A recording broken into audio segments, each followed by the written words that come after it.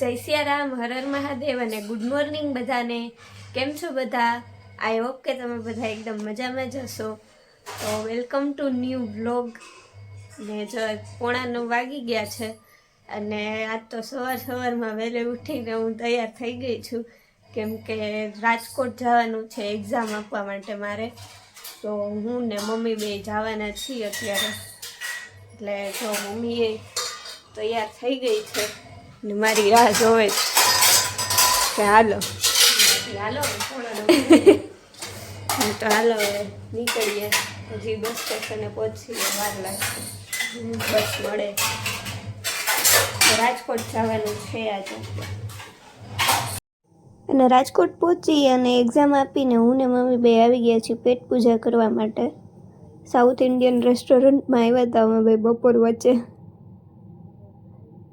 Amazing!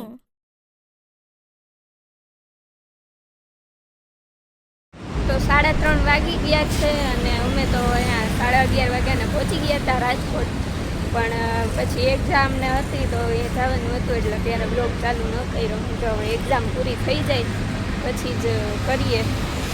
તો 1:30 વાગ્યાથી કેટલા 2:30 વાગ્યા સુધી એક્ઝામ હતી. તો એક્ઝામ દઈને પહોંચ્યું પછી જમવાનું બાકી હતું મારે ને મમ્મીને. તો અમે બે ગયા હતા જમવા.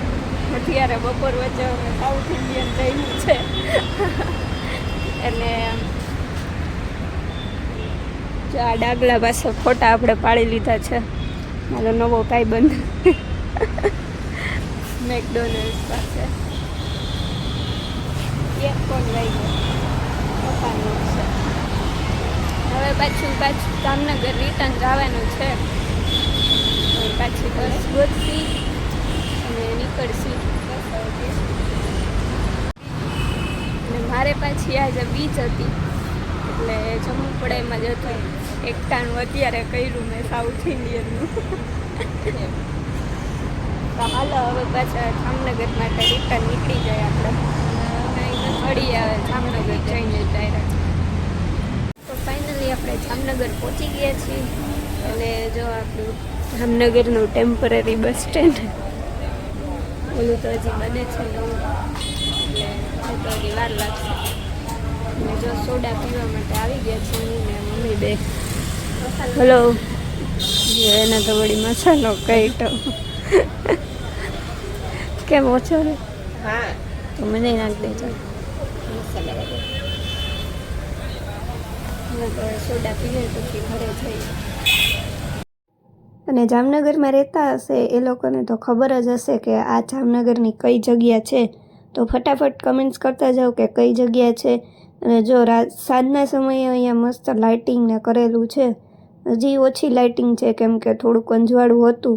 બાકી અંધારું થઈ જાય પછી મસ્ત લાઇટિંગ ને એવું અહીંયા કરેલું હોય છે. તો આજના વિડીયોમાં બસ આટલું જ.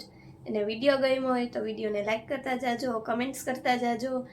અને હિતાંશી સ્ટોક્સ ચેનલ ઉપર નવા હોય અને સબસ્ક્રાઈબ કરવાનું બાકી હોય તો સબસ્ક્રાઈબ કરતા જાજો, એટલે નવા બ્લોગ તમે જોઈ શકો. તો મળીએ નવા બ્લોગમાં. ત્યાં સુધી બધાને હર હર મહાદેવ અને ગુડ નાઇટ.